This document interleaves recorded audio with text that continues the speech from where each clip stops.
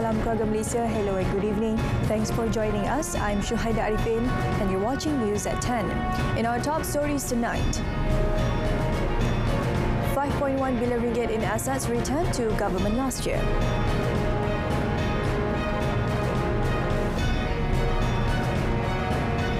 MCMC ordered to map countries' internet speeds.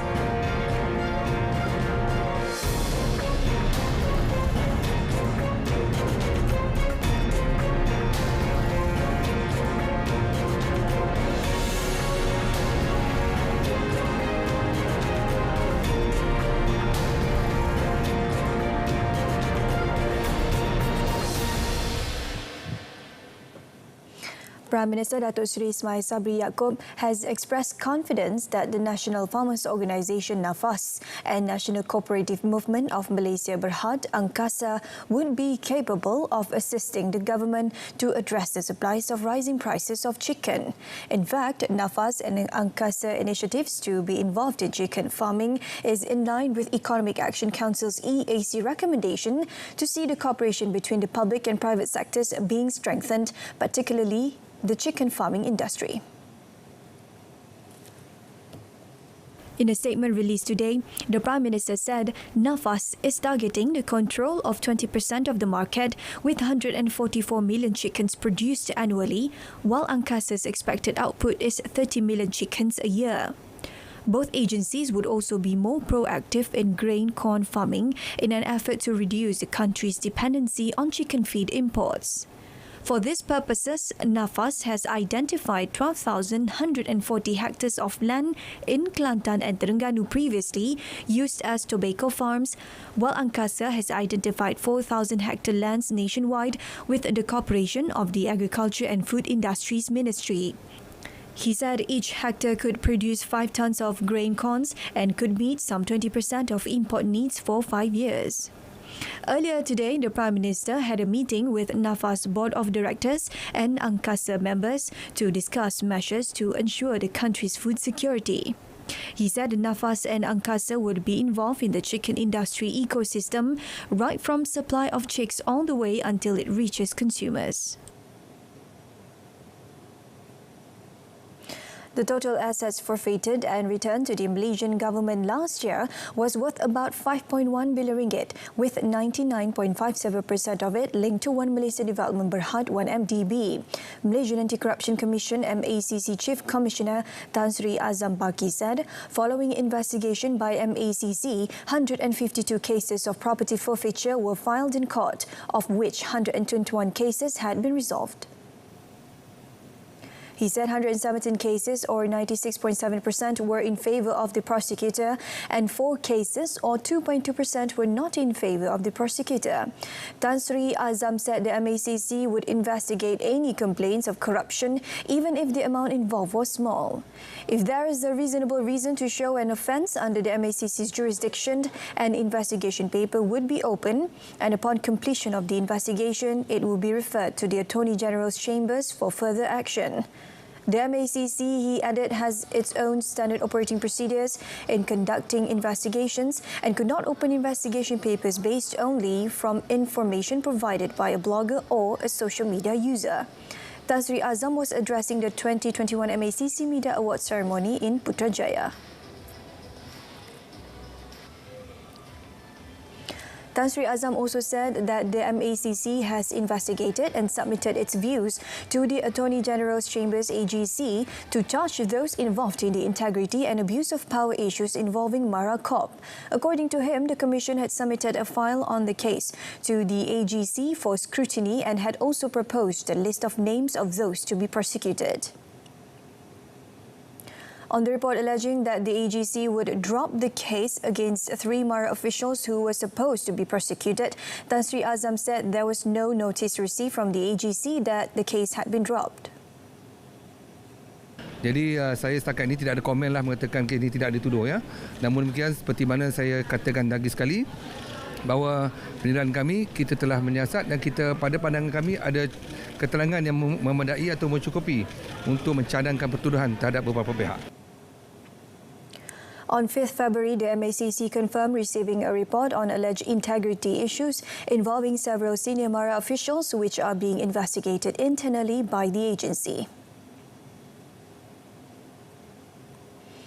Former One Malaysia Development Berhad 1MDB Chief Executive Officer CEO Arul Kanda would happily agree to testify against former Premier Datuk Seri Najib Tun Razak in the 1MDB audit report tampering trial. Arul Kanda's counsel Datuk N. Sivanathan told High Court Judge Muhammad Zaini Mazlan that his client, who is an accused person in the same trial as Datuk Seri Najib, was prepared to stand by his previous statement to the Malaysian Anti-Corruption Commission MACC during investigations for this case. After hearing both sides arguing their case for almost 3 hours, Muhammad Zaini turned to Datuk Sivanathan and asked him where his client stood. Arul Kanda's lawyer then informed the High Court that his client was prepared to stand by his previous statement to the Malaysian Anti-Corruption Commission MACC during investigations for this case. Muhammad Zaini went on to confirm that Arul Kanda agreed to be a prosecution witness. The High Court will decide on 24th June whether to allow the prosecution's application to call in Arul Kanda as a prosecution witness after having heard arguments from the prosecution and also Datuk Seri Najib's lead defence lawyer Tan Sri Muhammad Shafi Abdullah. Arul Kanda could be acquitted with discharge if he testifies as a prosecution witness and if the High Court decides to give him a certificate of indemnity.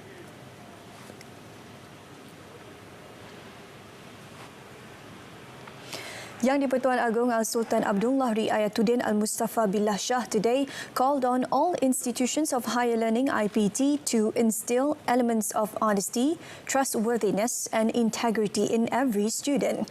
Al-Sultan Abdullah, who is Chancellor of University Technology Mara UiTM, said efforts to strengthen national integrity and good work ethic among the citizens should have nurtured and formed in every lecture theatre and lecture hall of IPT in the country.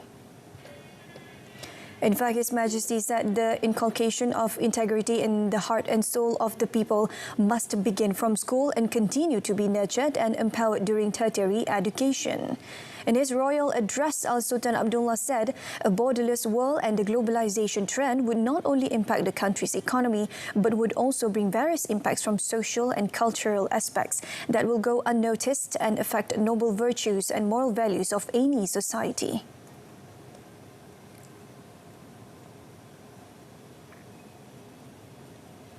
Justru pada para mahasiswa pada hari ini yang bakal mewarisi tamadun negara hendaklah ditanam dan dibentuk dengan nilai jati diri yang tinggi serta karakter individu yang sentiasa jujur dan amanah.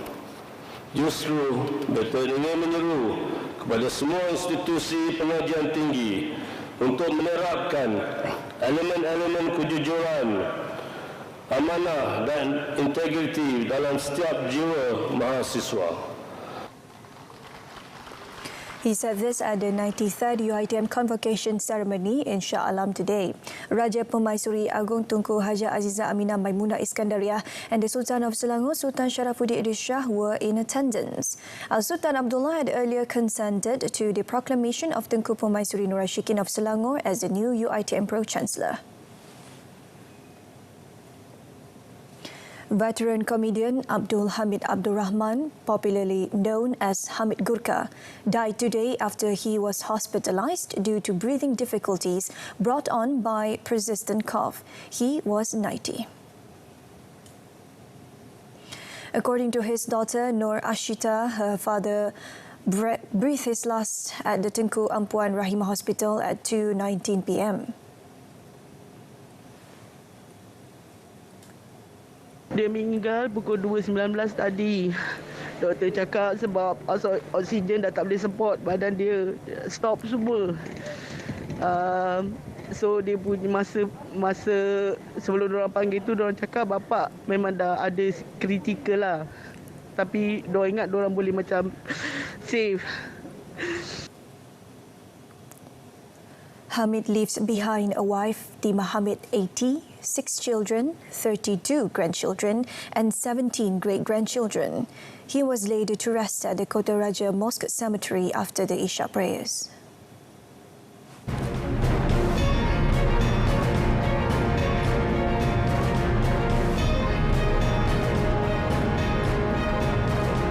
up KCOM blocks website containing Malaysia's personal data.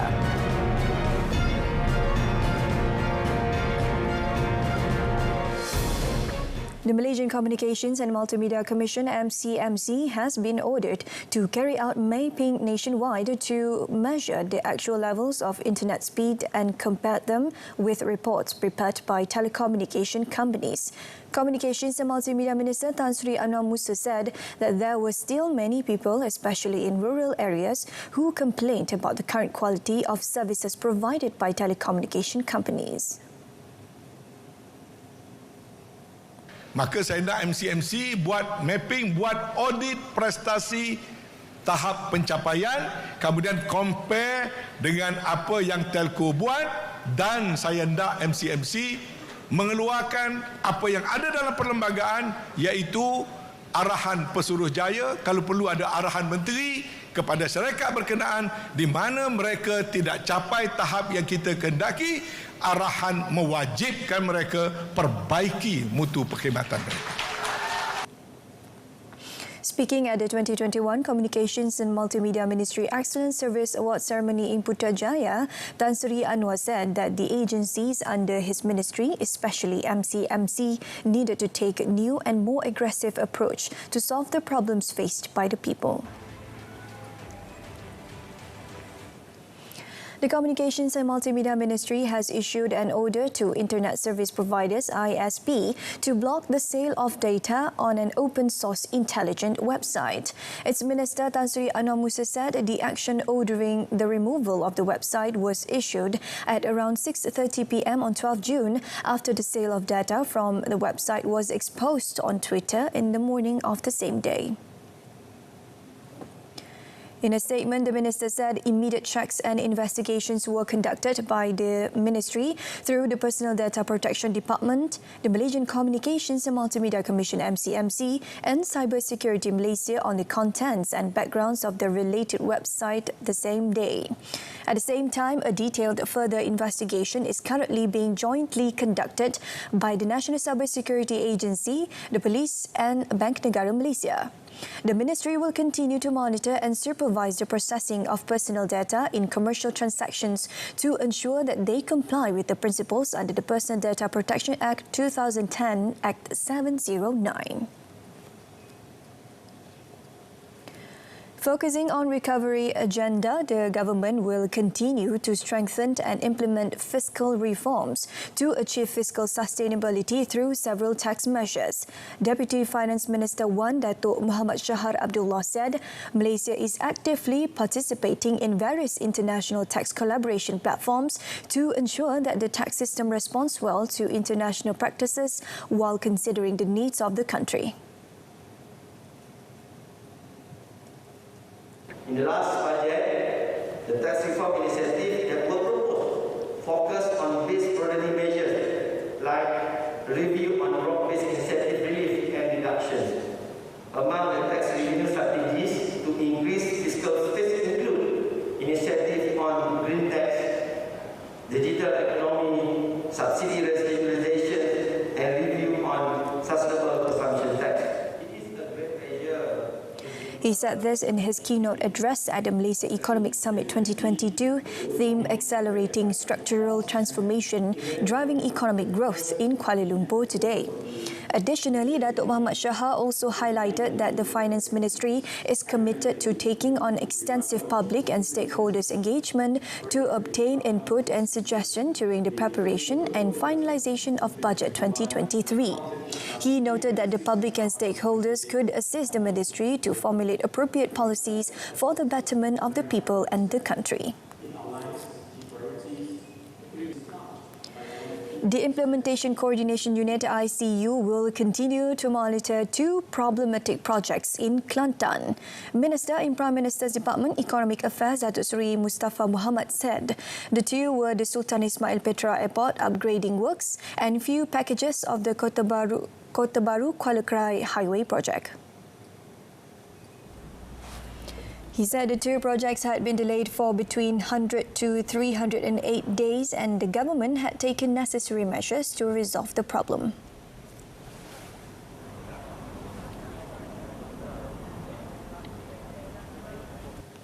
masalah kenaikan harga barang binaan di mana ada kontraktor yang sudah berjumpa JKR menyatakan mereka tak mampu lagi untuk menjalankan projek. Yang kedua, masalah utama ialah masalah kerja, masalah tenaga kerja. Yang ketiga, prestasi kontraktor yang tidak memuaskan. 3 sebab utama. He said this in a press conference after attending a meeting on Kelantan development projects at Darul Naim Complex in Kota Baru today. Also present were Kelantan Deputy State Secretary Development Datuk Dr. Tengku Muhammad Faizharuddin Tengku Faisal and Kelantan Public Works Department Director Muhammad Suhaili Ismail.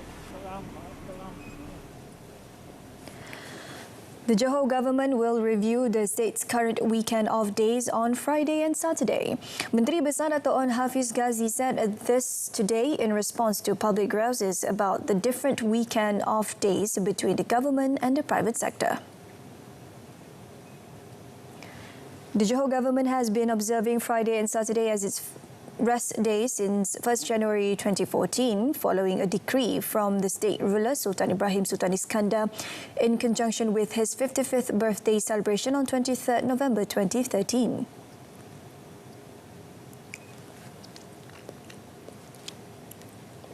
Perkara ini akan saya umumkan setelah mendapat kaedah yang paling tuntas untuk menyelesaikan perkara ini. He said this in his speech at the Persada International Convention Centre in Johor Bahru. The change was to make it easier for Muslims in the state to attend Friday prayers. Prior to that, it was Saturday and Sunday, which is still the current practice for the private sector in Johor.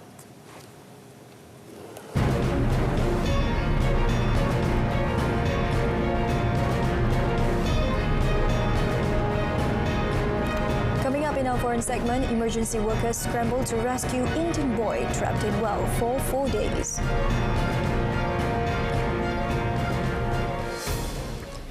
Three wildfires just north of Flagstaff, Arizona, United States continue to burn at an uncontrolled rate as weather this week may exacerbate conditions for firefighters battling back flames. The pipeline fire, about 6 miles from the city, has scorched approximately 5,000 acres as of Monday afternoon. Two smaller fires in the vicinity, the Haywire Fire and Double Fire, have grown and are expected to combine. Strong winds continue to move the pipeline fire toward the northeast and the other fires roughly 6 miles further ahead. According to an update from the Coconino National Forest, all three fires were at 0% containment as of Monday afternoon, and officials closed access to nearly the entire northern portion of the forest. As many as 8 air tankers and 5 helicopters were deployed to combat the flames, with at least 270 fire personnel battling the larger pipeline fire. Authorities in Coconino County evacuated hundreds of households on Sunday due to the pipeline fire, and thousands more were told to be prepared to evacuate. Indian emergency workers were scrambling today to rescue a 10-year-old boy with hearing and speech impairment who has been trapped down a narrow well for 4 days. Rahul Sahu fell down the 24 meters water hole on Friday while playing in the backyard of his house in the central state of Chittagong. Earth movers and cranes are digging a tunnel next to the well, which is only a couple of feet wide, with army soldiers and members of India's disaster response agency lending their assistance. But bad weather and venomous snakes and scorpions unearthed by the dig have hampered rescue efforts.